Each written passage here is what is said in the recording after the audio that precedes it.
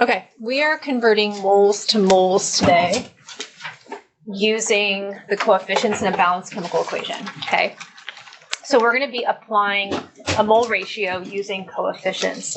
And we're going to be looking at something called stoichiometry using a balanced chemical equation. So when you're using a balanced chemical equation, the coefficients tell you how much of each chemical you are dealing with, and we can use them to relate one substance to another. So here it says that the balanced equation can be used to convert moles of reactants to moles of products, or vice versa. It could also be used to convert moles of one reactant into another, or of one product into another. So the key is to have a balanced chemical equation to work with from the beginning. So what we're going to take a look at is on the next page. Let's take a look at this sample problem first before we dive into any practice problems. So here it says we've got 7.50 moles of chromium metal in concentrated hydrochloric acid. They want to know how many moles of hydrogen gas are formed. So what I'm going to do is I'm going to highlight the coefficients in the balanced chemical equation that we're dealing with. We're given 7.50 moles of chromium metal, so I'm writing that underneath chromium. They're asking us to solve for hydrogen gas, so I'm going to highlight the coefficient in front of hydrogen, and I'm going to write question mark moles underneath it. So this shows you what you're starting with and what you're ending with, okay? So you put what you're given here. So this is 7.50 moles of chromium. This entire thing is what you are given in the problem, okay? Moles of chromium follows you onto the diagonal because we have to cancel that unit. The coefficient in front of chromium is a 2. That 2 comes down here. And then we're converting to moles of hydrogen, so that goes on top. So the 3 moles of hydrogen would go on top. In your calculator, this would be 7.50 times 3 divided by 2, enter. The coefficients don't affect your significant figures. This number that you originally started with, which is 3 significant figures, determines how many significant figures you will have in the end, okay?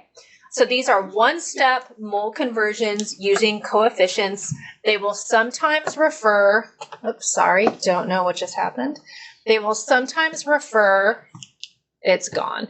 So they will sometimes refer to this as a mole ratio, okay?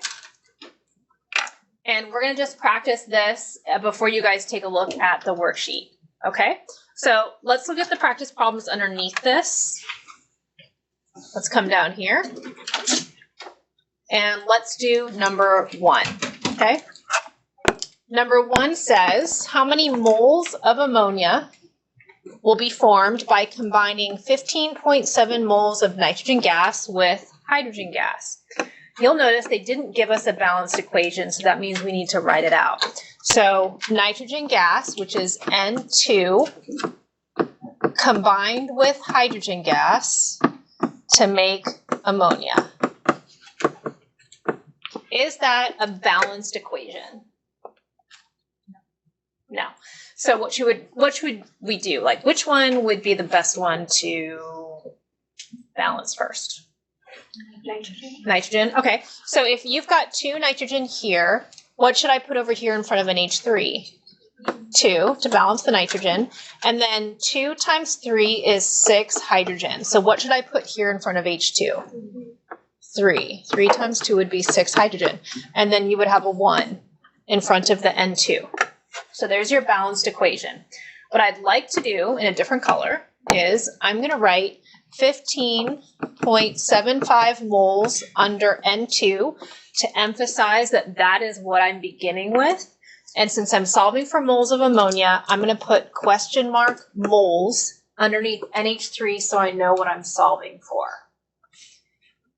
Okay, I suggest you do this because every year I have students come to me and say, I just don't know where to start. That's where you start. Okay, so you're going to write down 15.75 moles of N2. What would come down here on the bottom? Yeah, moles of N2. These units have to match. Okay, so this and this absolutely has to match. Okay, the number that goes in front of moles of N2 is what? I already put that there, but what would go down here? 1. Yeah, so the coefficient 1 that's in front of N2 is going to go here. And then I'm converting to moles of NH3, so that will go on top. And the coefficient in front of NH3 is a 2, so that will go here. So we're going to multiply across. So this is 15.75 times 2, enter. Okay, you've got 4 significant figures here. And so that means we will have 4 significant figures in our answer. So you multiply across and tell me what you get.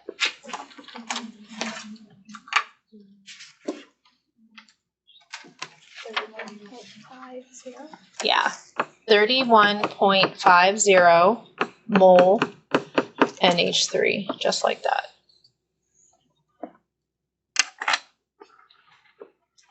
Okay, that's all you're doing on that worksheet. Is that enough to get you going? Okay, all of the problems on the worksheet are not balanced. That means you have to balance them first before you do the math.